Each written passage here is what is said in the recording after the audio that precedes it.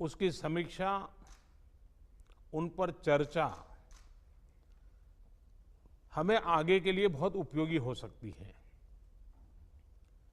आज की इस चर्चा में मुझे भी आपसे काफी कुछ जानने का अवसर मिलेगा।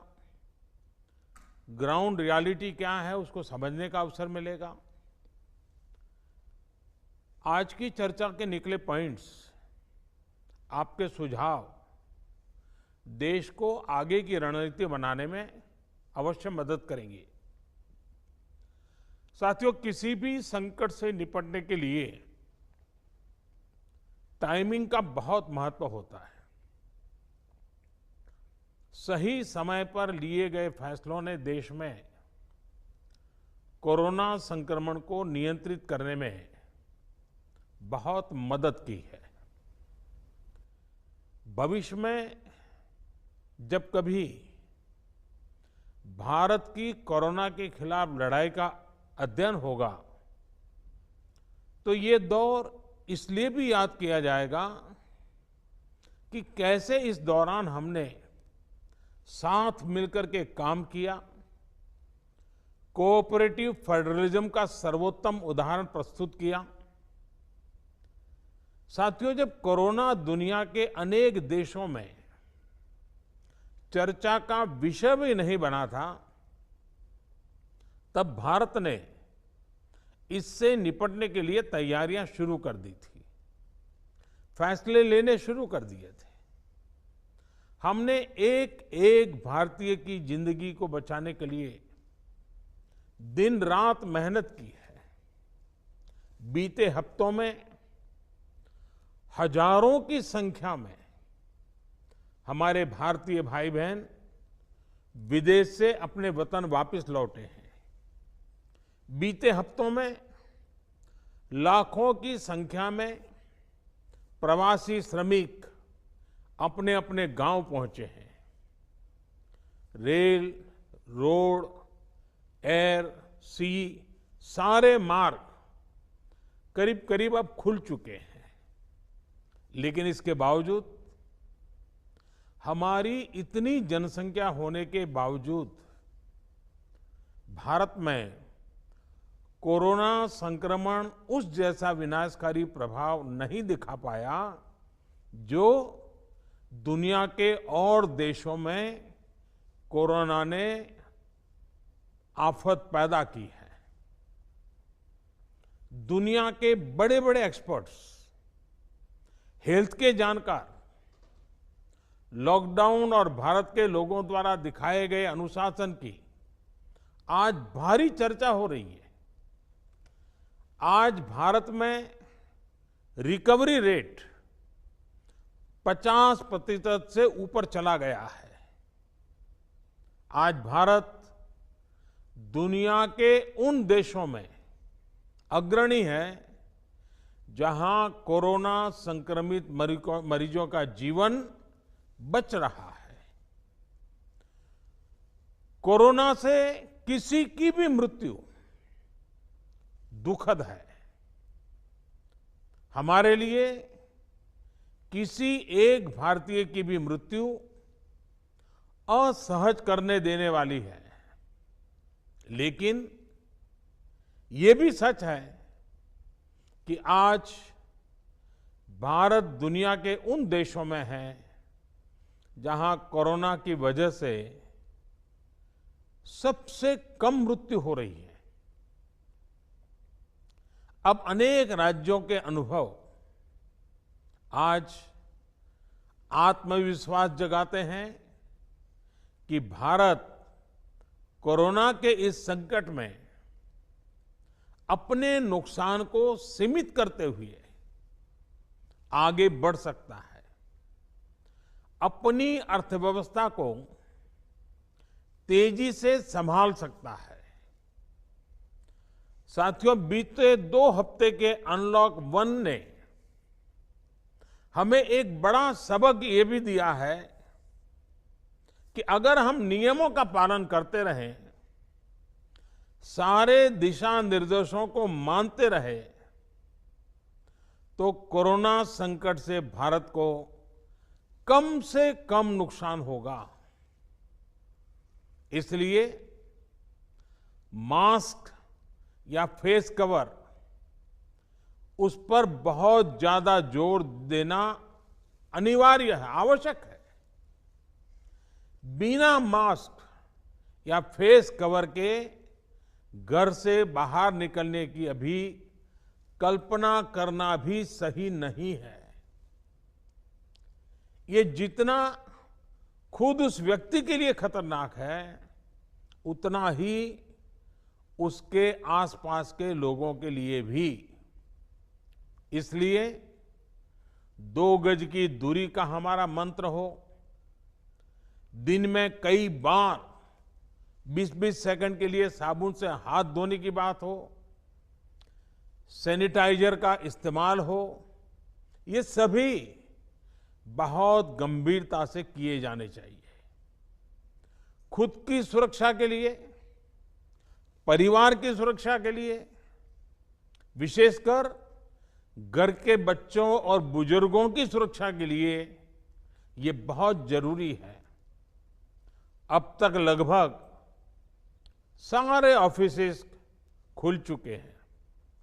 प्राइवेट सेक्टर में भी लोग ऑफिस जाने लगे हैं। बाजारों में, सड़कों पर भीड़ बढ़ने लगी है। तो ये सारे उपाय ही कोरोना को तेजी से फैलने से रोकने में मददगार होंगे। थोड़ी सी भी लापरवाही, थोड़ी सी भी ढिलाई, अनुशासन में कमी कोरोना के खिलाफ हम सभी की लड़ाई को कमजोर करेगा। और इतने दिनों की जो तपस्या है, उस पर पानी फिर जाएगा।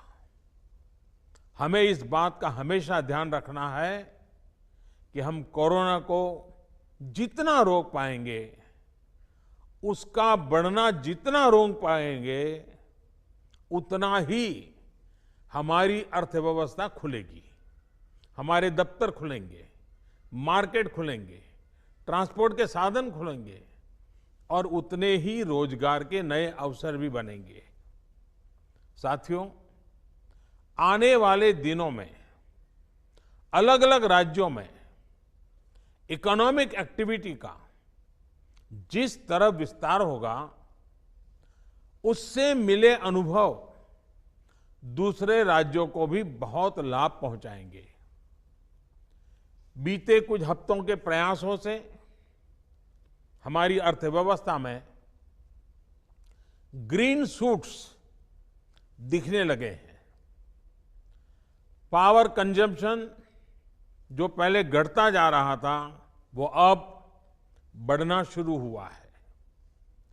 इस साल मई में फर्टिलाइजर की सेल बीते साल मई की अपेक्षा 2 गुनी हुई है।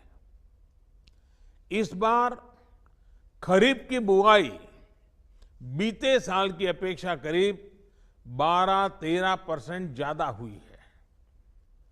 2 व्हीलर्स का प्रोडक्शन लॉकडाउन से पहले के स्तर का करीब करीब 70% तक पहुंच चुका है। रिटेल में डिजिटल पेमेंट भी लॉकडाउन से पहले की स्थिति में पहुंच चुका है। इतना ही नहीं, मई में टोल कलेक्शन में बढ़ोतरी होना इकोनॉमिक एक्टिविटी में वृद्धि को दिखाता है। लगातार 3 महीने तक एक्सपोर्ट में कमी के बाद जून में एक्सपोर्ट फिर से बाउंस बैक करके पिछले साल के प्री कोविड पीरियड में पहुंच गया है। ये तमाम संकेत है जो हमें प्रोत्साहित कर रहे हैं, आगे बढ़ने के लिए प्रेरित कर रहे हैं। साथियों, आप में से अधिकतर राज्यों में एग्रीकल्चर, हॉर्टिकल्चर, फिशरीज और एमएसएमईज का हिस्सा बहुत बड़ा है। आत्मनिर्भर भारत अभियान के तहत बीते कुछ दिनों से इन तमाम सेक्टर्स के लिए अनेक प्रावधान किए गए हैं। एमएसएमईज को सपोर्ट करने के लिए अनेक फैसले हाल में लिए गए हैं। समयबद्ध तरीके से एमएसएमईज को बैंक से क्रेडिट दिलाने का प्रयास हो रहा है। 100 करोड़ रुपए तक के टर्नओवर वाले उद्योगों को 20% अतिरिक्त क्रेडिट के ऑटोमेटिक इंक्रीज का लाभ दिया गया है। अगर हम बैंकर्स कमिटीज के माध्यम से ये सुनिश्चित करेंगे कि उद्योगों को तेजी से क्रेडिट मिले तो वो जल्द से जल्द काम शुरू कर पाएंगे, लोगों को रोजगार दे पाएंगे। साथियों, हमारे यहां जो स्मॉलर फैक्ट्रीज हैं, उन्हें गाइडेंस की, हैंड होल्डिंग की बड़ी जरूरत है। मुझे पता है आपके नेतृत्व में इस दिशा में काफी काम हो रहा है। ट्रेड और इंडस्ट्री अपनी पुरानी रफ्तार पकड़ सकें, इसके लिए वैल्यू चेन्स पर भी हमें मिलकर काम करना होगा।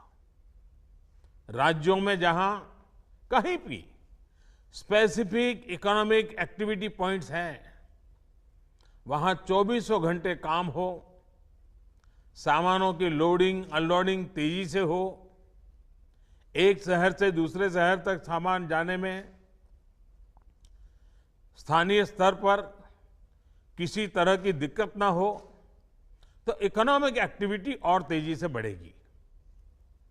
साथियों, किसान के उत्पाद की मार्केटिंग के क्षेत्र में हाल में जो रिफॉर्म्स किए गए हैं, उससे भी किसानों को बहुत लाभ होगा।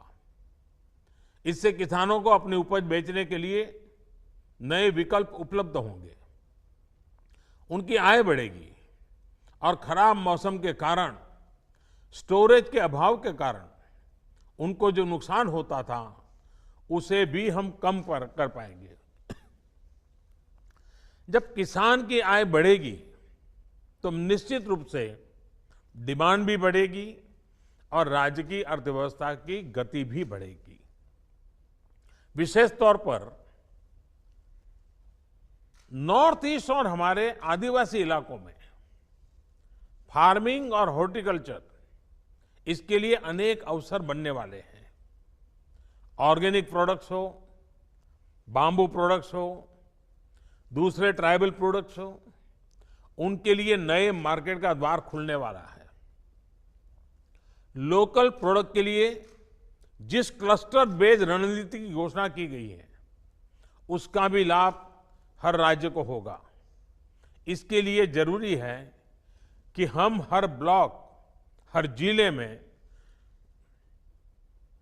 ऐसे प्रोडक्ट्स की पहचान करें जिनकी प्रोसेसिंग या मार्केटिंग करके एक बेहतर प्रोडक्ट हम देश और दुनिया के बाजार में उतार सकते हैं। साथियों, बीते दिनों आत्मनिर्भर भारत अभियान के तहत जितनी भी घोषणाएं की गई हैं, वो एक निश्चित समय सीमा के भीतर जमीन पर उतरे, इसके लिए हमें एकजुट होकर काम करना है। इस पृष्ठभूमि में कोरोना से लड़ाई और इकोनॉमिक एक्टिविटी से जुड़े आपके जो सुझाव हैं, जो तैयारियां हैं, वो जानने के लिए मैं बहुत उत्सुक हूं और मुझे पक्का विश्वास है कि अनुभव के आधार पर आपकी जो बातें आएगी, वो आने वाले रणनीति बनाने में बहुत काम आएगी। मैं गृह मंत्री जी से आग्रह करता हूं कि वे आगे की चर्चा का संचालन करें